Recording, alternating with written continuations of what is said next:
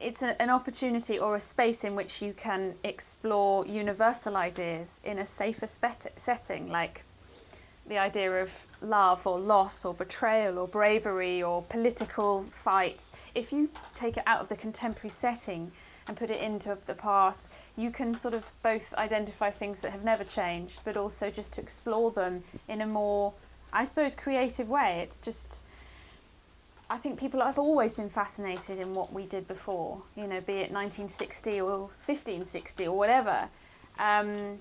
But there's a sense of communion for me with these people, but also an awareness that they're completely different to me, and that if I met them now, I wouldn't, you know, get on. I wouldn't understand them.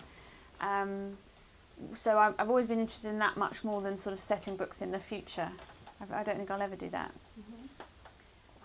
For me, the characters in my book view themselves as very modern. Of course, they're the latest people to be alive. So they think, wow, with our travel and our colonies in East Indies and Japan and China and then the Caribbean, our sailing knowledge about ships, our craftsmanship, they viewed themselves as very sort of high tech.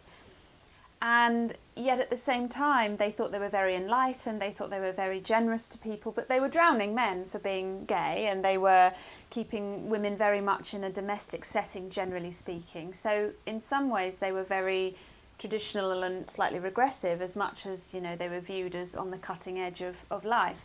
And I think there's a possible argument that this not much has changed, that we have great technological advances, political advances, but in many ways people and their conservative instincts or their desire to protect themselves and alienate others has never changed. And you see it at the moment, for example, in Russia with the sort of homosexuality being illegal in certain countries in Africa.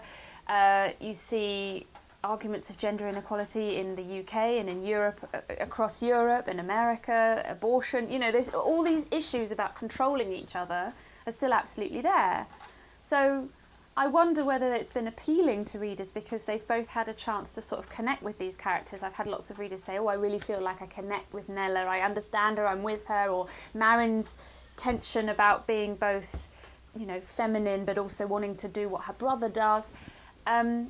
And so there's this idea of connection, but also like you're visiting the past. So I don't know why the book's been so popular, but I think because I've offered perhaps characters with whom they can connect and also a trip through some historical journey that they can go on and understand how things were different as much as they've just stayed the same.